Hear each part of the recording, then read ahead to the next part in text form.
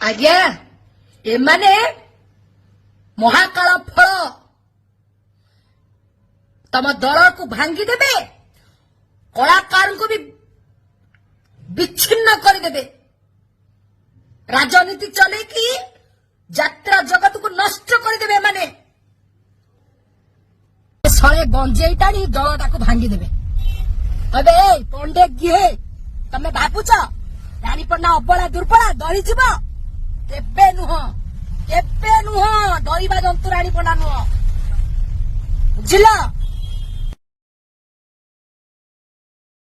ଆଜ୍ଞା କେତେ ଜଣ ଅଭିନେତା ଅଭିନେତ୍ରୀ ରାଜନୀତି ମଇଦାନରେ ପଶି ଓଡ଼ିଶାବାସୀଙ୍କର ଦୁଃଖ ସୁଖର ସାଥୀ ହେଇଛନ୍ତି, ମତେ କହିପାରିବେ? ମନେ ରଖ ରାଣ୍ଡୁଆ ଦଳ, ତମେ ଭାବନି ନବୀନ ବାବୁଙ୍କ ଦଳରେ ପଶିଗଲେ ମୁଁ ତମକୁ ଛାଡିଦେବି। କେବେ ଛାଡିବିନି, ଗୋଡେଇ ଗୋଡେଇ ହାଣିବି।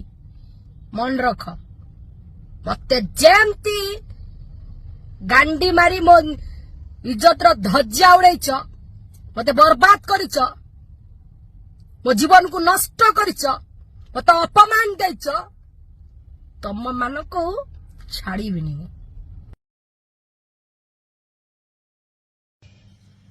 ଆଜ୍ଞା ପାପୀ ଦୁର୍ଯ୍ୟୋଧନ ଭୀମକୁ ଡରିକି ଲକ୍ଷ୍ମୀଙ୍କ କୋଳରେ ପଶି ଯାଇଥିଲେ। ଭାବୁଥିଲେ ବୋଧେ ଭୀମ ଆଉ ତାଙ୍କର କିଛି କ୍ଷତି କରିପାରିବନି।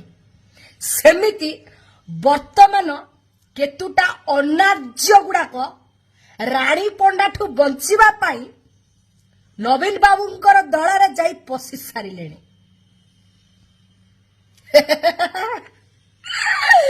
ଏ ଭଗବାନ ଭଗବାନ ଭଗବାନ,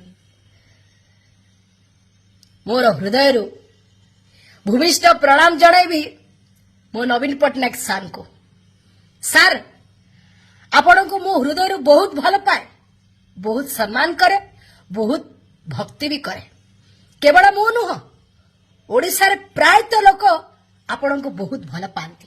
କାହିଁକି ଜାଣିଛନ୍ତି? ଆପଣଙ୍କର ଚରିତ୍ର ଏକ ନମ୍ବର ବୋଲି। ଏବଂ ମୁଁ ବି ନିଜକୁ ଭାବେ ଯେ ଆପଣ ଯଦି ଶ୍ରୀକୃଷ୍ଣ, ତାହେଲେ ମୁଁ ହଉଛି ଆପଣଙ୍କର ରାଧା, ଆପଣଙ୍କର ମୁଁ ମୀରା, ଆପଣଙ୍କର ଦାସୀ ମୁଁ। ଆପଣଙ୍କ ଦଳ ଲୋକ ବି ଜାଣିଛନ୍ତି ରାଣୀ ପଣ୍ଡା ଆପଣଙ୍କୁ କେତେ ଭଲ ପାଏ। ଆପଣଙ୍କୁ ଗୋଟେ କଥା କହିବି, ଆପଣଙ୍କ ଦଳର ଏ ଓଡ଼ିଶାରେ ଗୋଟେ ଇଜ୍ଜତ ଅଛି, କ୍ୱାଲିଟି ଅଛି। ଆପଣଙ୍କର ସ୍ପେଶିଆଲି ପାୱାର ଅଛି, ପୋଜିସନ ଅଛି, ଆପଣଙ୍କର ଫେସ୍ ଭ୍ୟାଲୁ ଅଛି। ଆପଣଙ୍କୁ ସମସ୍ତେ ଭଲ ପାଉଛନ୍ତି, ଆପଣଙ୍କ ପାଇଁ ସମସ୍ତେ ପାଗଳ। ହେଲେ ଆପଣଙ୍କ ଚରିତ୍ର ଏତେ ଭଲ, ଏତେ ଭଲ, କିନ୍ତୁ ଆପଣ ଚରିତ୍ରହୀନ ଲୋକମାନଙ୍କୁ ଆପଣଙ୍କର ଦଳରେ ମିଶଉଛନ୍ତି। ଆଜ୍ଞା, ଯୋଉମାନେ ପର ଘର ଭାଙ୍ଗୁଛନ୍ତି, ଯୋଉମାନେ ପର ଘଇତା ମାନଙ୍କୁ ବାଡେଇକି ପର ସ୍ତ୍ରୀ ମାନଙ୍କୁ ଆଣି ପାଖରେ ଶୁଅନ୍ତି, ମଞ୍ଚ ଉପରେ ରେପ୍ କରନ୍ତି, ନିରୀହ ଝିଅ ମାନଙ୍କ ପାଖରେ ଶୋଇକି ତାଙ୍କୁ ପ୍ରେଗନେଣ୍ଟ କରେଇ ତାଙ୍କୁ ଛାଡିକି ଛୁଆ କରେଇକି କୁହନ୍ତି ଯେ ଆମେ ତାଙ୍କୁ ଚିହ୍ନିନୁ, ସେ କିଏ? ରାଣ୍ଡି ମାନଙ୍କୁ ଧରି ରାଣ୍ଡି ଲଫଡା କରନ୍ତି।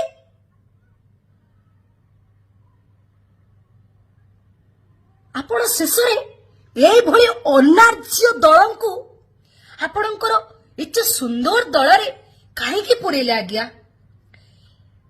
କାହିଁକି ଆପଣ ନିଜର ଇଜ୍ଜତକୁ ଦାଣ୍ଡରେ ପକାଉଛନ୍ତି? କାହିଁକି ଆପଣଙ୍କର କ୍ୱାଲିଟିକୁ ତଳେ ପକାଉଛନ୍ତି?